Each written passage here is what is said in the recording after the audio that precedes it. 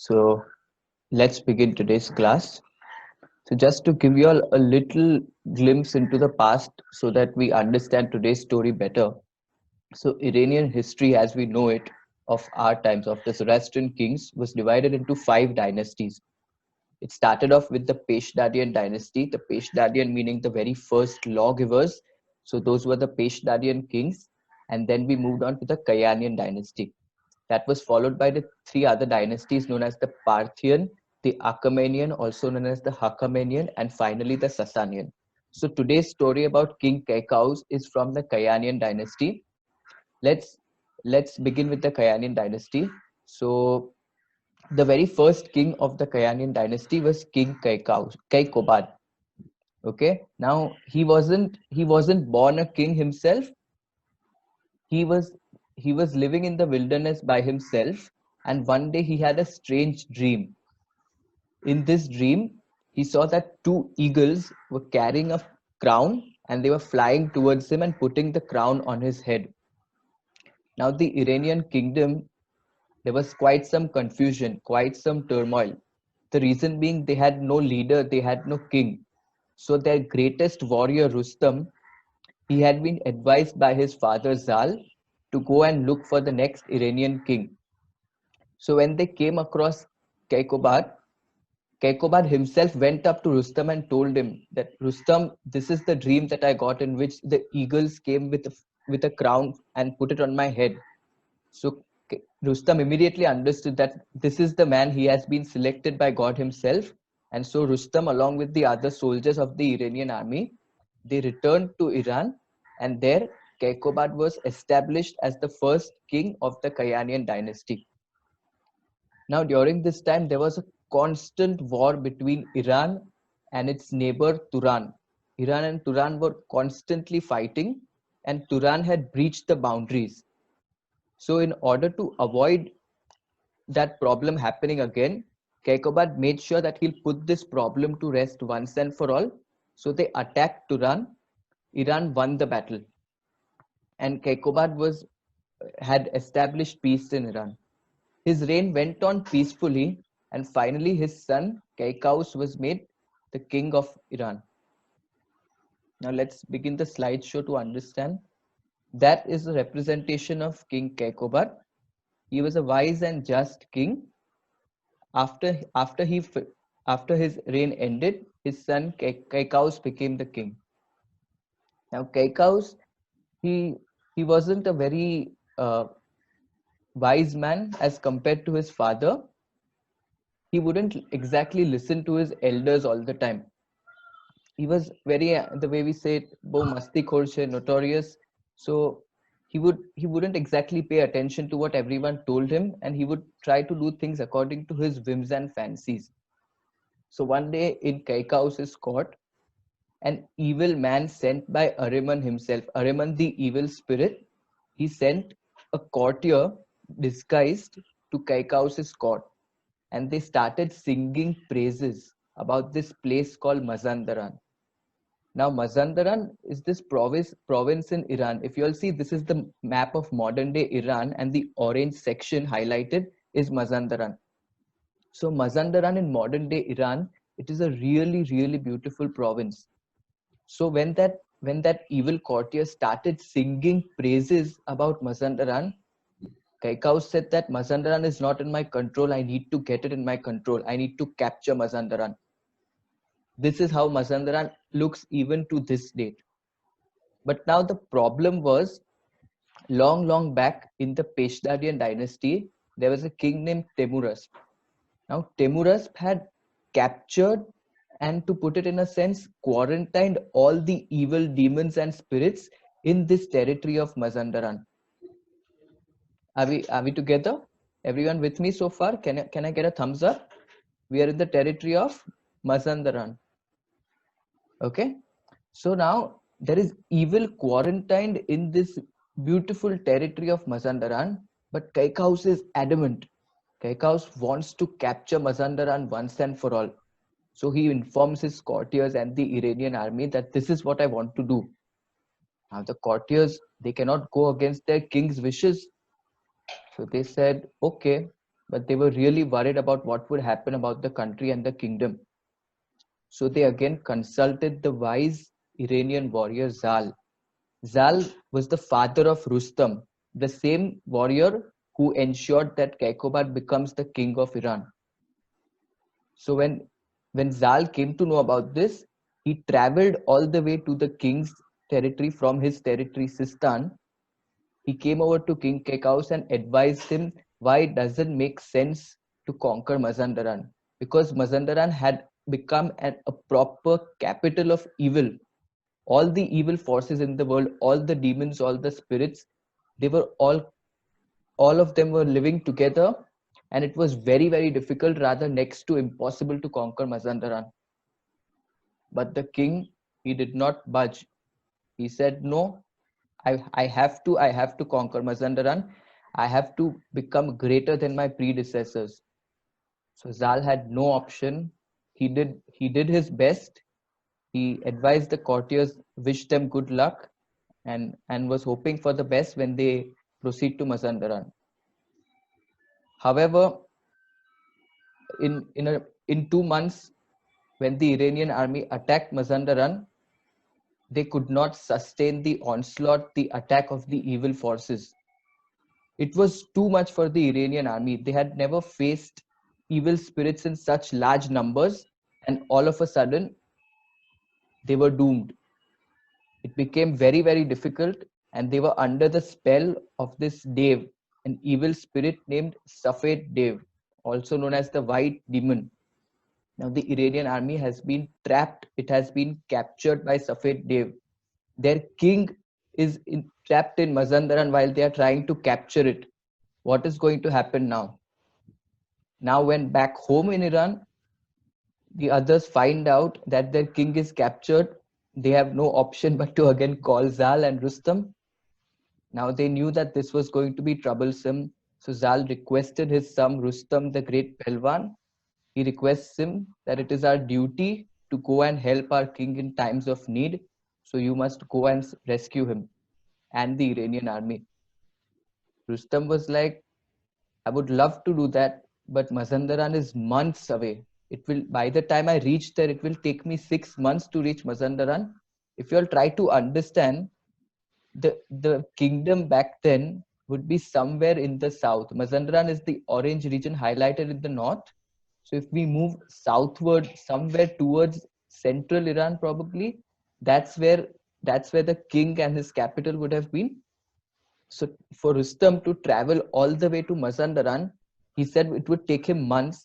And by that time, the Iranian army, since they were captive, since they were captured, they wouldn't be able to remain much longer. And they will finish off the entire army and the king. So that's when Zal told Rustam that there is a secret, shorter route to reach Mazandaran. And that was known as the Hafta Khan. Now, the word Hafta Khan literally means 7 stages. So this short route, it was going through forests, and it was full of evil creatures and spirits, and no man had ever crossed it before to reach Mazandaran.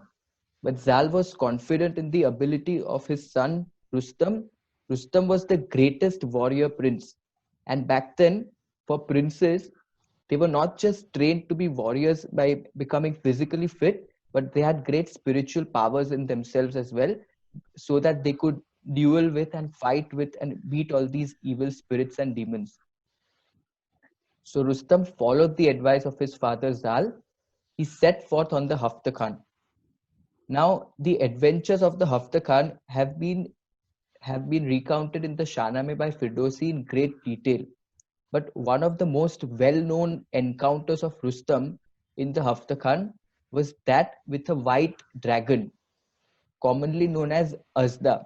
Now back then, the authors, they weren't living in, the author of the Shahnameh Firdausi, he wasn't living in that day and age to know which creature Rustam had exactly fought.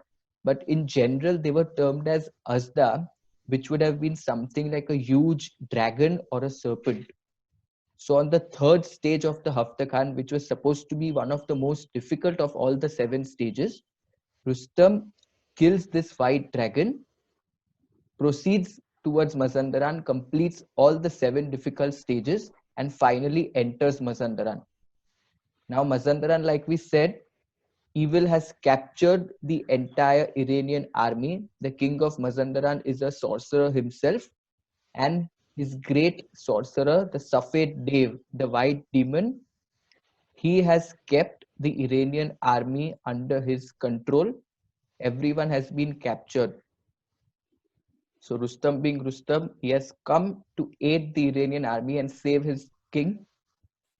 He defeats the Safed Dev, and King Kaikaus manages to become the king of kings. Now, even when Kaikaus had ventured out to Mazandaran in the first place, he wouldn't have done it without seeking for divine help. Although he had gone against the wishes of his courtiers and everyone who advised him, Kaikaus prayed to Ava Ardavisur Banu. Even to this day, this has been mentioned in the Avayas that Kaikaus, in Avesta, he is known as Kava Usa. So in Kaikaus, he prays to Ava Ardavisur Banu and asks for this boon. He prays to Ava Yazad and tells me, please let me defeat the evil king of Mazandaran. Let me become the king of kings by defeating and conquering Mazandaran. Little did he know that Rustam would be the savior in this process. Ultimately, if you realize, Ava Ardavisur Banu did grant his boon, but had Rustam not been there, it wouldn't have been possible. So Rustam was the mechanism through which Ava Ardavisur Banu granted this boon to King Kaikaus. Now, one more very important pointer about all the kings of the Kayanian dynasty. Their name had a title to it known as Kai, and that denoted that they were from the Kayanian dynasty, and also they were known to be so radiant and noble.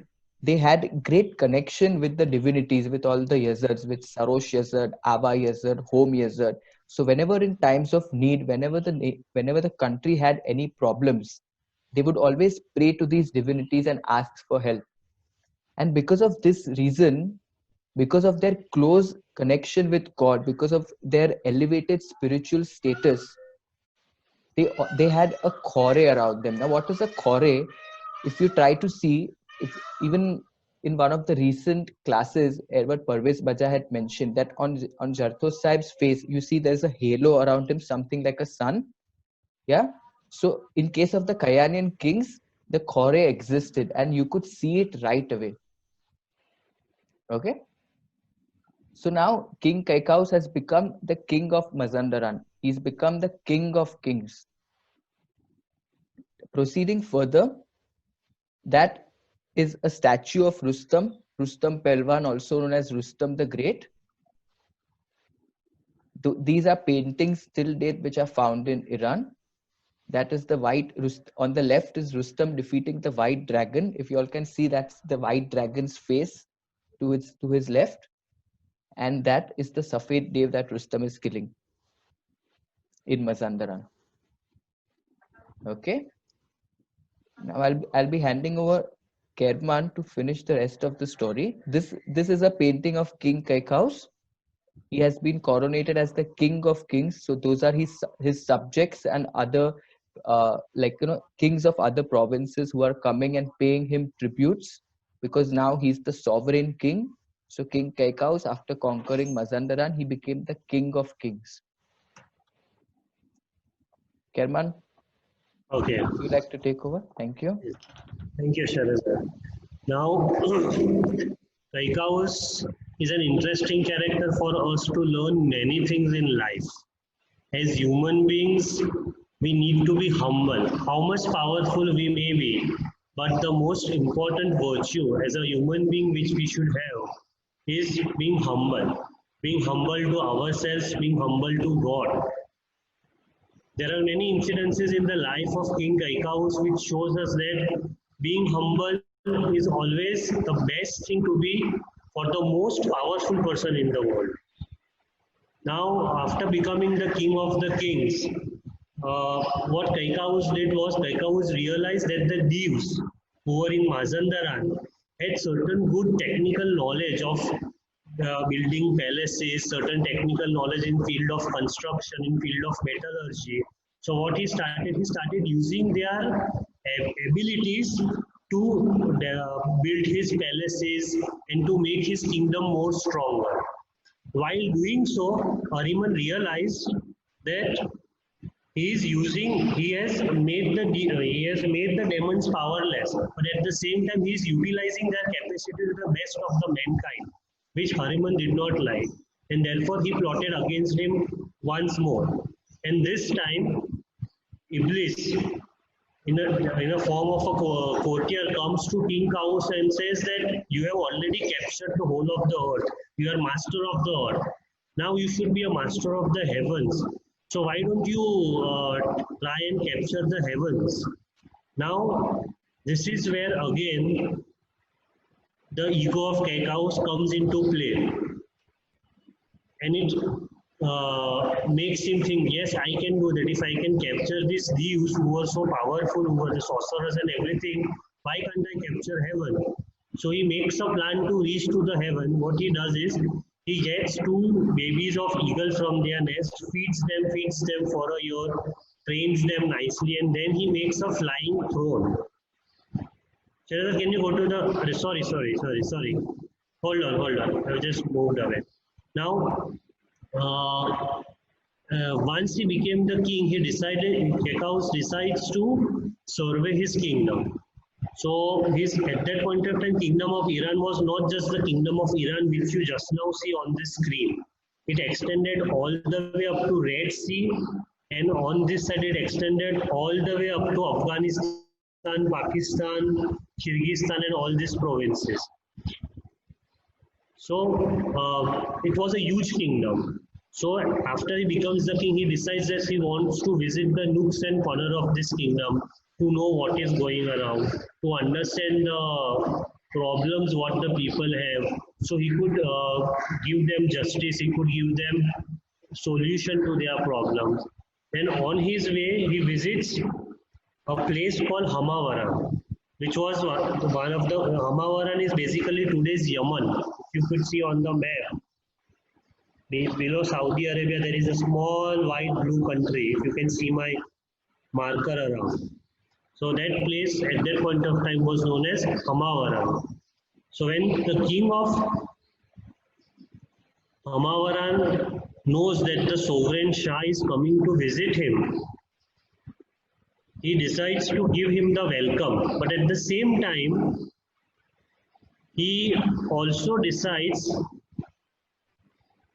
to plot against him.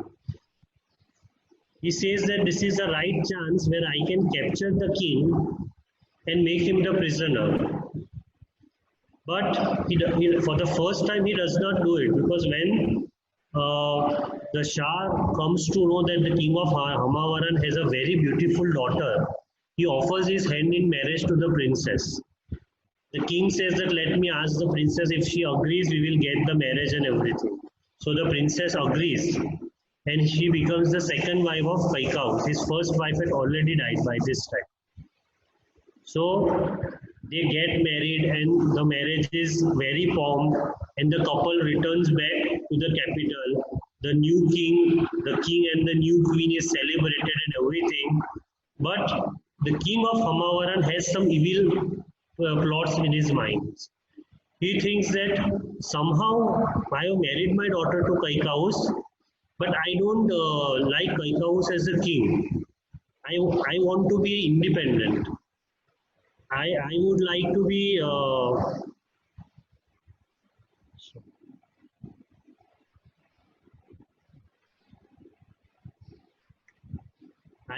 be independent from the control of Kaikaus. So what he does is he plots. He sends a very sweet sounding letter to Kaikaus saying that now you have become the son-in-law of the kingdom. So you please visit our kingdom. Please be our honorable guest. Please come honor us.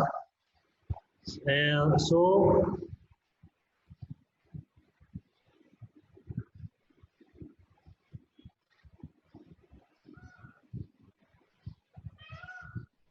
Now, now King Kaikavus plans to visit the kingdom, but the daughter Sudabe, the Queen Sudabe, the daughter of the king of Hamavaran, knows his father very well. So she smells something fishy.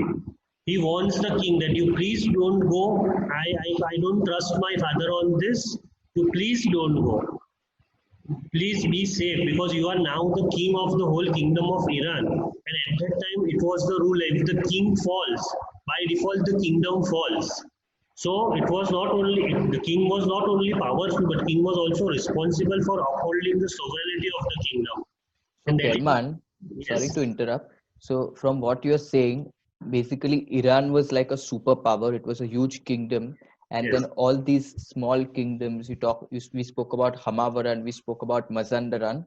They were like tiny kingdoms, which may or may not have been under the control of Iran.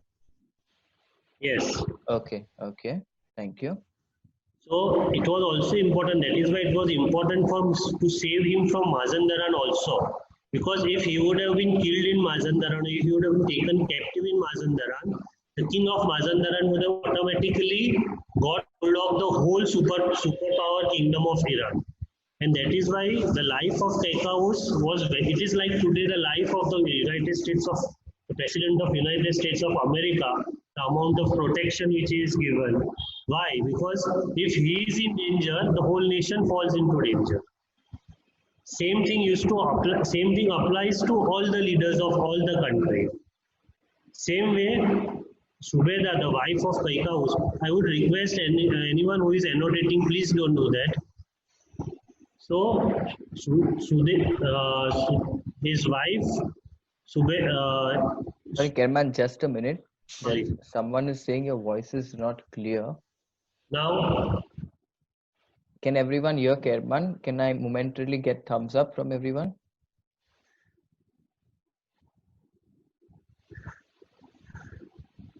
Okay, go ahead. Yes. So, the daughter of the king of Hamavaran, Sudabe, who was the second queen of Kaikavus, wants him not to go to the kingdom of Hamavaran as a guest.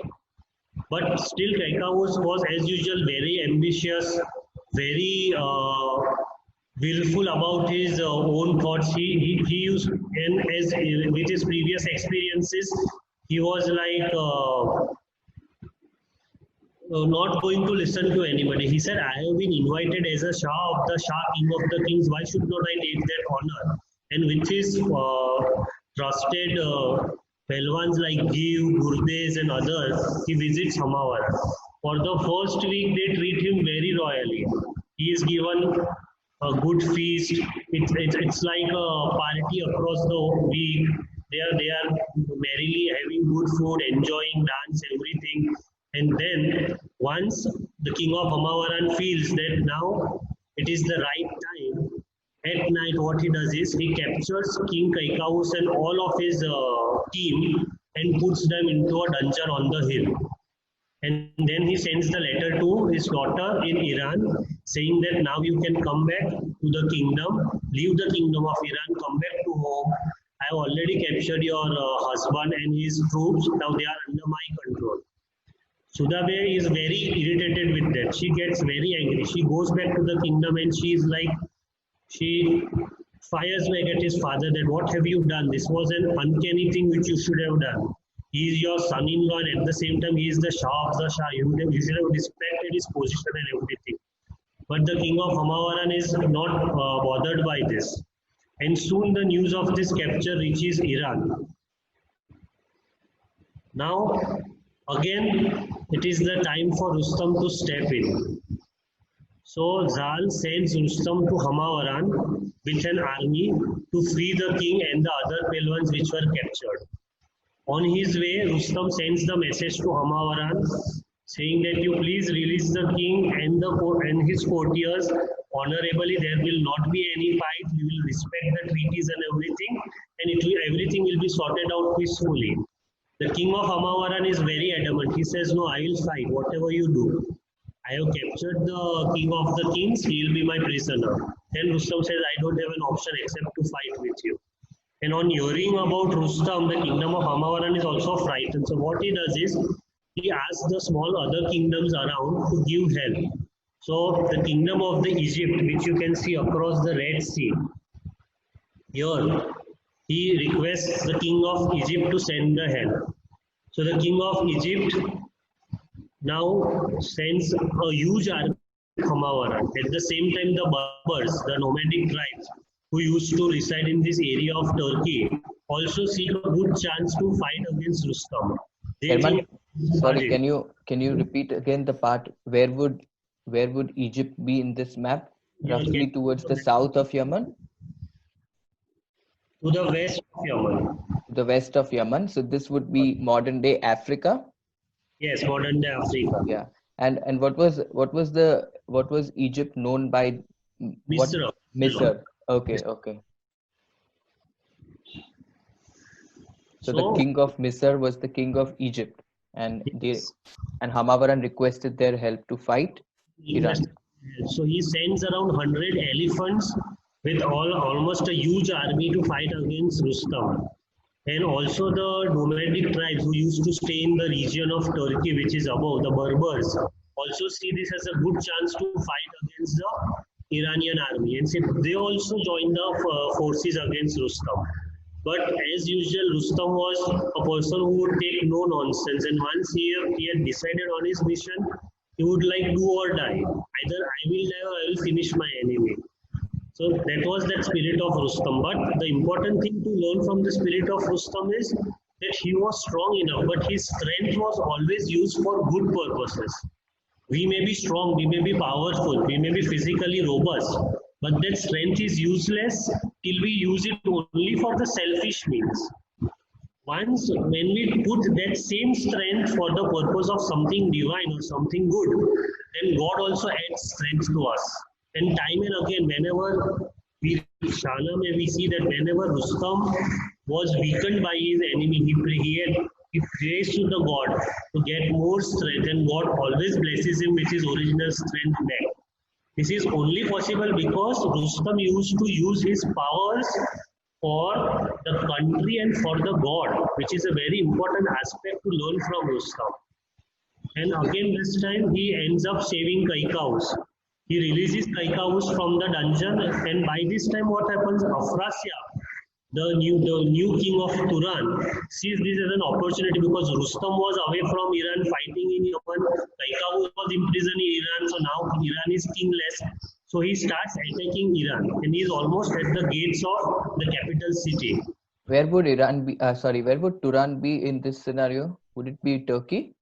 Present day Iraq. Present day Iraq. Oh, okay. So right next to Right next next to to Iran. Iran. Yes. And also, just to add a comment to what you said, Kerman, there's a very famous quote in English which goes as this, like, should you have brain or should you have brawn? So in this case, Rustam had both brain and brawn. Yes. So now they realize that Afrasiab is making a good time in Iran. He's harassing the people because the king was away, Rustam was away, so no one was there to defeat Afrasiab. So immediately they turned their attention to Iran, and Afrasiab is again defeated. Now the first brush between the Afrasiab and Rustam is a very interesting story. Because during the time of King Kaikobad, when Afrasiab was prince, he was not the king of Turan yet. But because Iran was kingless and the Rustam was in search of the new king, he had attacked Iran. And at that point of time, when they found out Kaikobad as the new king, under his leadership, they fought with Afrasiab. And during the battle, when Afrasiab approached Rustam to fight, Rustam was so strong that with one single hand, Rustam just picked him up from his horse, from his waist belt, and put him on his horse and dragged him to the tent of the king Kaikobad. Fortunately, Afrasiab was lucky at that time. He fell off the horse, and his bodyguards covered him, and Rustam could not capture him again. But at that point of time, Afrasiab had realized that the one person who could stop him from entering into Iran was Rustam. And the only time if he wanted to enter Iran and create menace, it was when Rustam was away. And this time he made that mistake. But fortunately, once from Hamavaran, when King Kaikous was freed, they again they marched immediately, swiftly back to Iran and they fought Afrasiab. And this time Afrasiab was defeated very badly. He again had to run away. And he could not even sue for the truce this time. They defeated him so badly. And this time he was defeated so badly that he felt bad actually in front of his own army. He was literally insulted in a way he was defeated. He could not stand in front of his army and he had to run away. So Kerman, just a quick recap. This battle that you're talking about is between Iran and the territory of Hamavaran. Hamavaran is the modern day Yemen as pointed in the map. And the territory of Mazandaran was captured by King Kaikous, where he became the king of kings. Mazandaran is in modern day Iran, just on the border of the Caspian Sea. Till date, it is a very beautiful region. So much so that, we all go and pay our visits. We go to Gujarat, we go to Udwada, we go to Navsari, we go to Surat. Interestingly, the name Navsari is actually derived from a place in Mazandaran known as Sari. So Navsari in Gujarat was believed to be the new Sari, the Navsari, and it was found to be very just as beautiful. It had a very similar climate to that of Sari, and it is said that the lands of Sari were so fertile. So when the Parsis who had landed in India thousands of years later, they found that the lands of Navsari are so fertile and the climate is also just as beautiful as Sari. So they named the region as Navsari. And till date, there is a saying in Gujarati which goes, कि તમે પથ્થર બી રોપો નવસારીની જમીનમાં તે બી ખીલી જાય, which means that even if you plant a stone, the land of Navsari is so fertile that even that stone will bloom. Of course, that is a hyperbole, but that is trying to denote the kind of beauty, the fertility of that region. And then Kerman, coming back to the story, sorry we diverted a bit. You were also speaking about the birds. You said that Kaikous was tempted by some evil spirit. So what was that about? Okay, so I'll counter this now. That's an interesting part. See, what happens is when we grow powerful in life, at any juncture, we may be the most intelligent of the student in the class. We may be the most fastest of the lot in the class, or we may be the most strongest of the lot in the class. We sometimes get this ego ke mara jevu koi nahi. Okay, and then we try to attempt something which is beyond our power. And we try to challenge God. It is that God who has given us those capabilities, who has made us something a step ahead from someone else. But rather than being humble, the ego comes into play. We feel કે મારા જેવું કોઈ નહીં, અરે હું કરું એટલે હું જ કરું, બીજું કોઈ એવું કરી જ નહીં શકે. And that same ego again popped up somewhere into Kaikous. And this time Evil used this, and Evil told him that you have already captured the whole kingdom of the earth. You are ruling a superpower kingdom. Why don't you try capturing the heavens? So that is how Kaikous decides to capture the heavens. And now what he does is he makes a flying throne. As I said earlier, he had trained eagles to carry his throne. But how he does it? We have heard about the idea of carrot and stick. Hey, Sherry, can you share that image? And see that this image is very representative. Like if you want to make a lazy horse run, always tie a carrot in front of him. He will try to get that carrot. Though the carrot will still go further ahead, but he will still keep on running. The same idea was used by King Kaikous. What he did was he made a golden throne, and across the golden throne he put two spears vertically, and on those spears on the four sides he put the pieces of meat which you could see here, the four corners. Okay, and then these eagles who were sitting on those sidebars of the thrones, they tried to reach this meat because they were hungry. And in that attempt, they started flying. And when they started flying, the throne started ascending into the air. But after a long journey, the birds were now tired because they were trying to reach the meat. They could not reach the meat because meat was tight. And as they flew, the meat used to travel along with them at a distance. So now they were tired. So slowly they started descending. And when they descended, the throne came crashing down in a jungle. And it was this time when Kaikous realized his folly. He realized that he had done a big error by thinking himself equivalent to God. He was not equivalent to God. He was an humble servant of God. God had blessed him with this spiritual powers, this physical powers, this particular special position in Iran. And he was somewhere blinded by his victory. It normally happens that sometimes if we are on the top of our performance, we get blinded by our victory. And this is a great lesson to learn from him, that even if you are on the topmost level of your life, even if you are on the best part of your life, always remember, be thankful to God, because it is because of him you have been into that position, and be humble to others. Don't think that you have achieved something and others have lost. No, it is not that others have lost.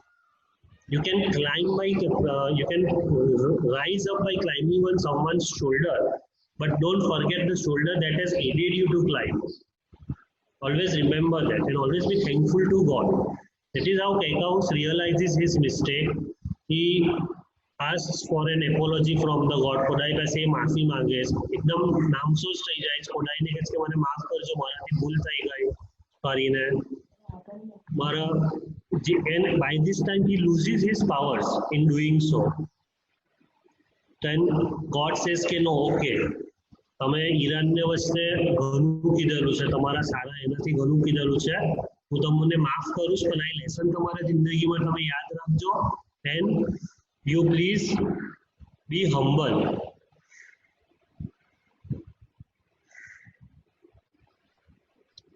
So this is how when he tries to fly, he is taught a lesson by God.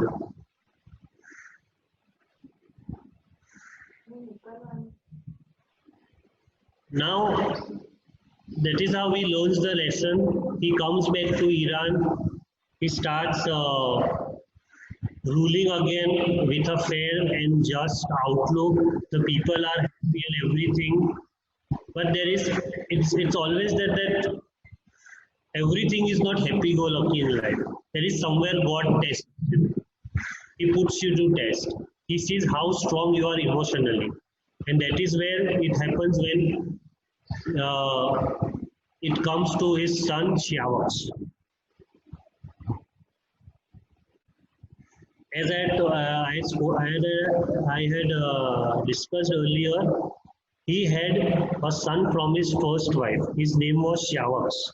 But because the child was motherless and Kaikous was busy with his kingdom, he had handed over this child to Rustam Pelwan for training and bringing him up as a mentor. Because he considered Rustam to be the best mentor who could train the prince to be the good king of next king of Iran. And that is how Siavash grew up in Sistan more than in the capital. During this time, Siavash grew up to be a very handsome prince. He was well trained by Rustam in all walks of life, spiritual, physical, whatever walks of life. He was trained very well. So when he returned back to the capital, Sudabe saw him and Sudabe fell in love with this young prince. But Siavash was so much well trained morally also that he refused any kind of relationship with Sudabe. He said, "You are like my mother. I cannot look at you with such kind of a thing." So Sudabe felt very bad. He said, "How can he? I am so beautiful. His father fell in love with me. How can he deny me? I am not ugly." So what Sudabe did was Sudabe tried to play victim and he tried to frame him in wrong charges. He reported to King Kaos that Siavash had mistreated her. Okay. So Siavash was treating her in a Now, at that point of time, to prove his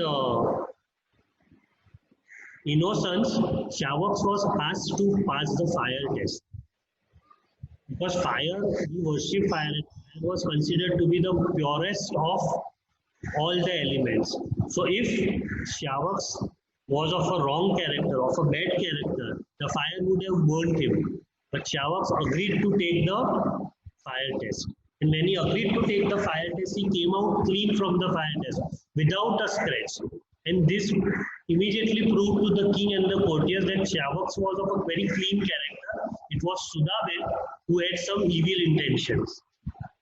But this, and the king was so angry that he ordered the queen to be beheaded as a punishment. But Shyawak again showed a very good human face.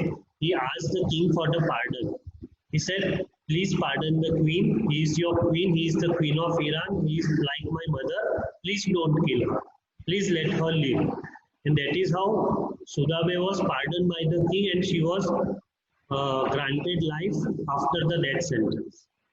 But the relationship between Sudabe, Shyawak and Kaikawus was already on a bed. So Shyawak finally left for Turan.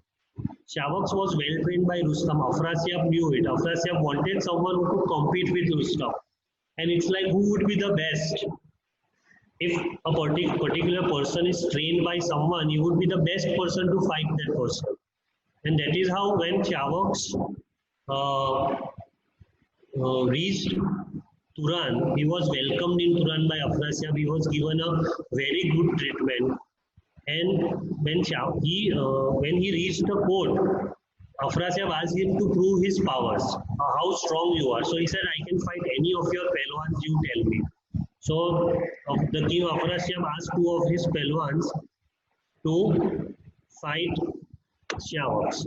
And Shyawak easily defeated them. So one of the Pelwan among them now envied him. He saw that the king had, Shyawak was becoming the favorite of the king. King was listening to him time and again. So now he felt envy about it. Okay. So he decided to do something to do Shyawak away from his path. And that is where the envy comes into play. This happens with all of us also somewhere. We have some good friends. Okay, we have some good friends in our school, but there are other new friends who join and they try to become our favorites. They try to, pin something against each other, and then we end up fighting. Same thing happened with Shyawak. When this other Pelwan in the court of Afrasiab started telling the king that Shyawak is basically from Iran, he is trained by Rustam, so he has come here as a spy, you be careful, this and that and everything against Shyawak.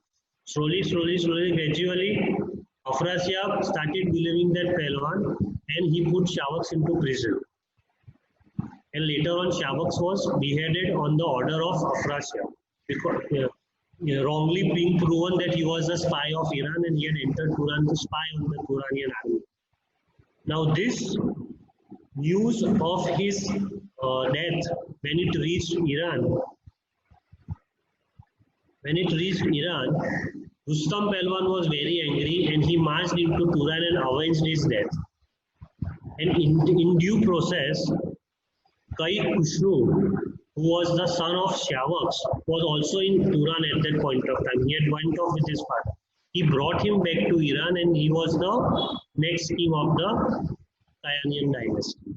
And Kaikawus died peacefully, handing over the kingdom to his grandson. He was happy now to get off from the throne because his grandson was also well trained and he knew that he is handing it over to the right person. So here we end with the story of King Kaikawus.